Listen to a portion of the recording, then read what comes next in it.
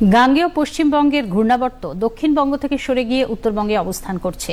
এর ফলে দক্ষিণবঙ্গে বৃষ্টি কমবে, উত্তরবঙ্গে ভারী বৃষ্টিপাত হবে বলে জানালেন আলিপুর আবহাওয়া দপ্তরের অধিকর্তা ডক্টর হাবিবুর রহমান বিশ্বাস।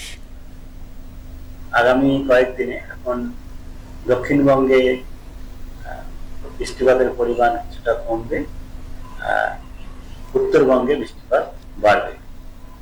উত্তরবঙ্গে আগামী কয়েকদিনে সর্বত্রই হালকা থেকে মাঝারি বৃষ্টিপাত আর ভারী থেকে অতি ভারী এবং অত্যন্ত ভারী বৃষ্টিপাত হওয়ার সম্ভাবনা থাকছে। 5, 6, 7 তারপরেও বৃষ্টিপাত থাকবে, তবে বৃষ্টিপাতের তীব্রতা কমবে। আর দক্ষিণবঙ্গে এখন আমাদের বৃষ্টিপাত হবে, মূলত যেটা বৃষ্টিপাত হবে সেটা বজ্রবিদ্যুৎ সহ বৃষ্টিপাত হওয়ার সম্ভাবনাই থাকছে। অনেক জায়গাতেই হবে বৃষ্টিপাত, তবে বৃষ্টিপাতের পরিমাণ এবং বিস্তৃতি কম থাকবে। আগে যে দুদিন আগে যেভাবে হচ্ছিল সেরকম নয়, কমে যাবে। ভারী বৃষ্টিপাতের সম্ভাবনা থাকছে না।